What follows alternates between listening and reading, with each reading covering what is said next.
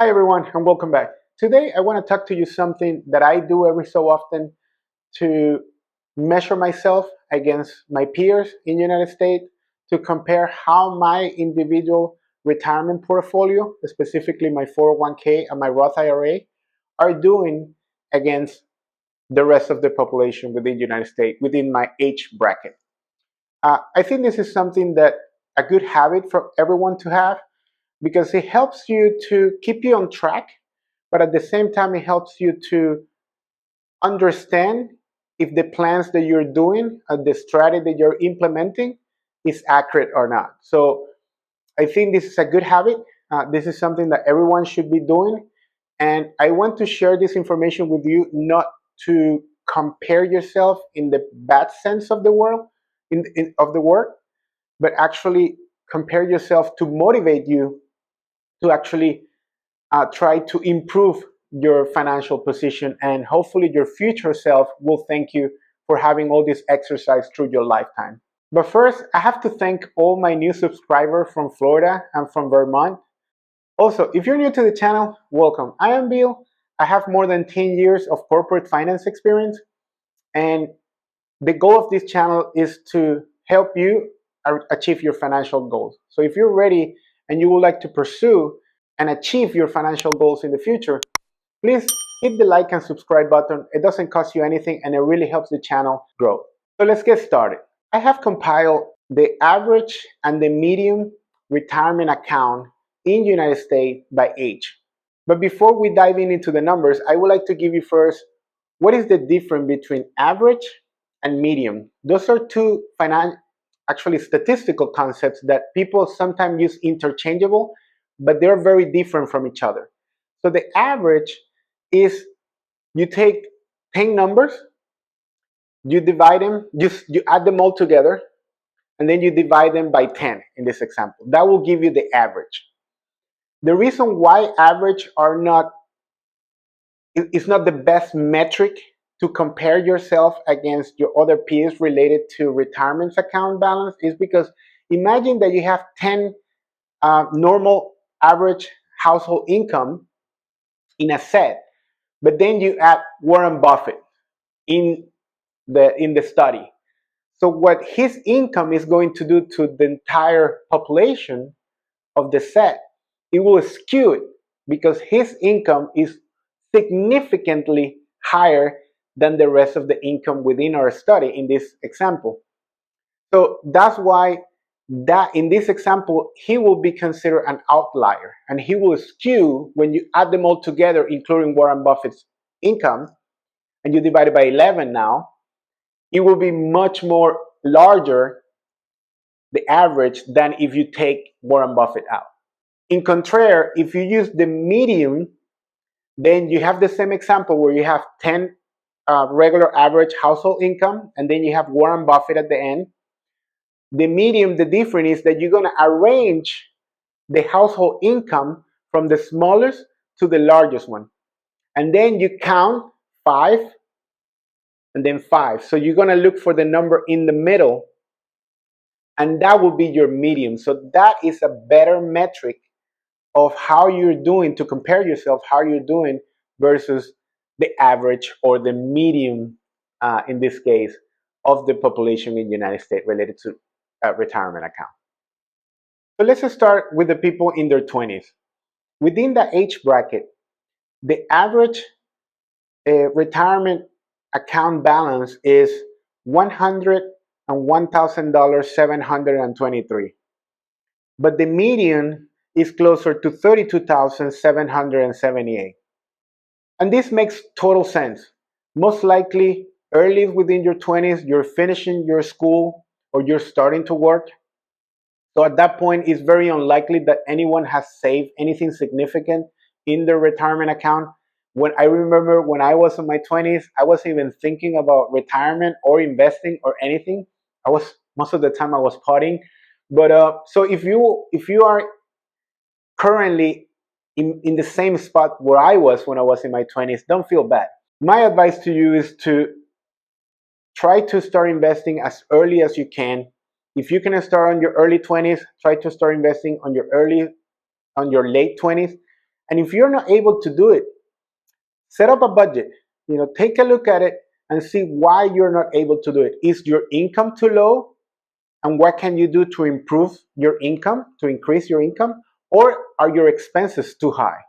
And if you want to know about how to set up a budget the way that I do it, as a business, as a corporation would do it, please go to the link that I have either right here or right here somewhere.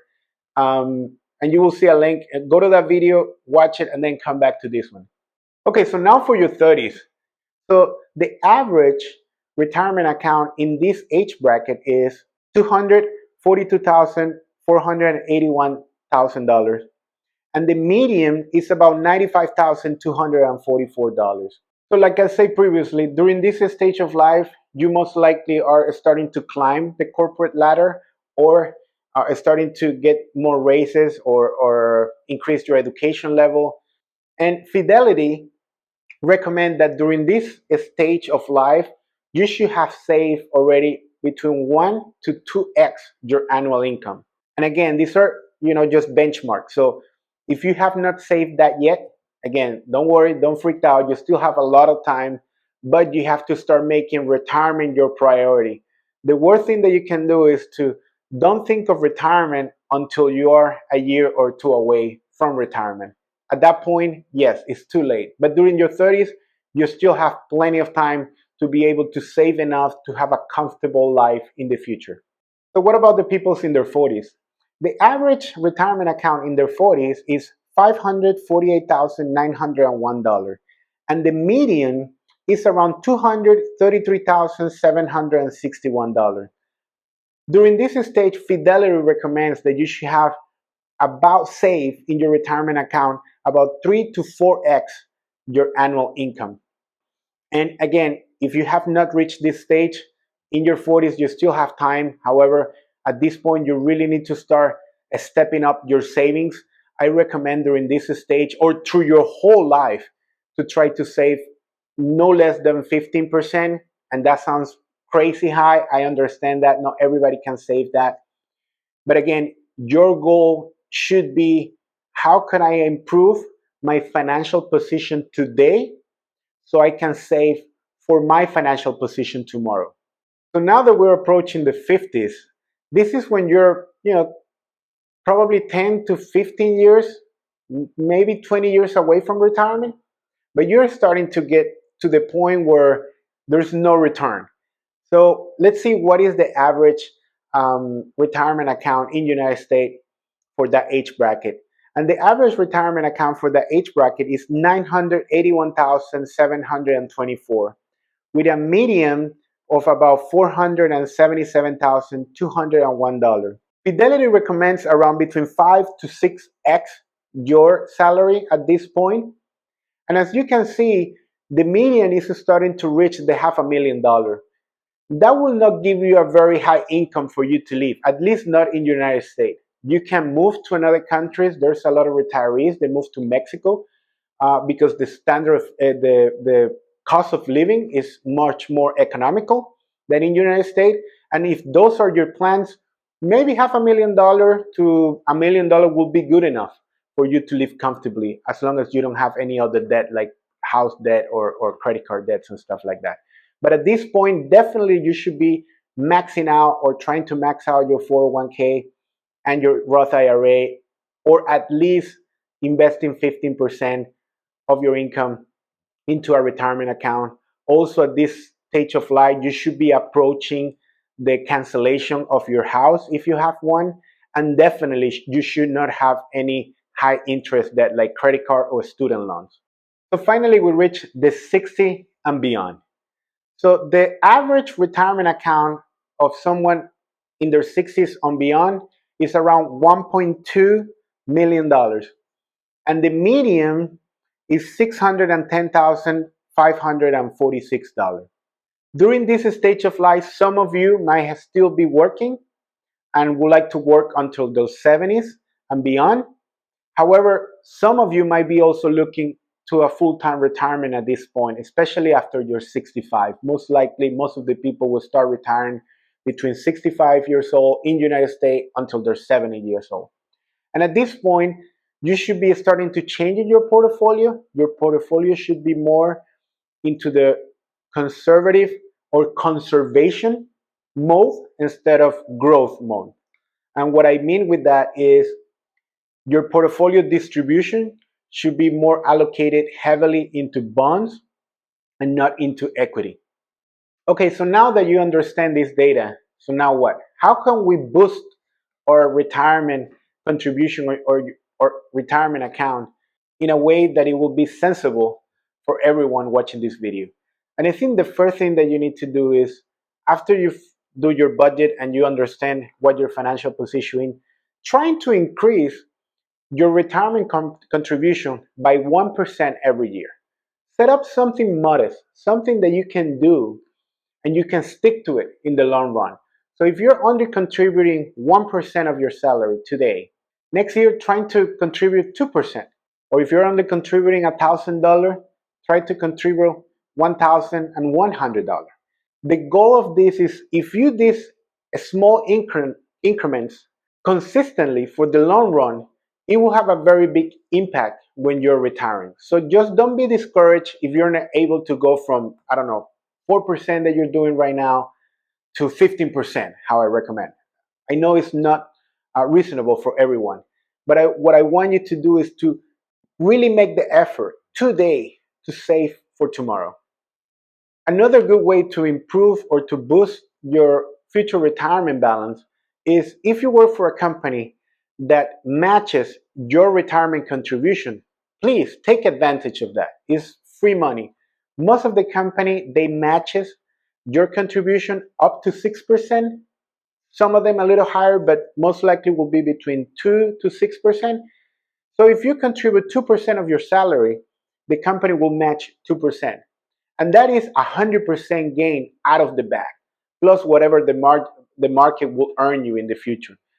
And last but not least, investing in the market doesn't have to be crazy. You don't have to be super smart or savvy or nothing like that.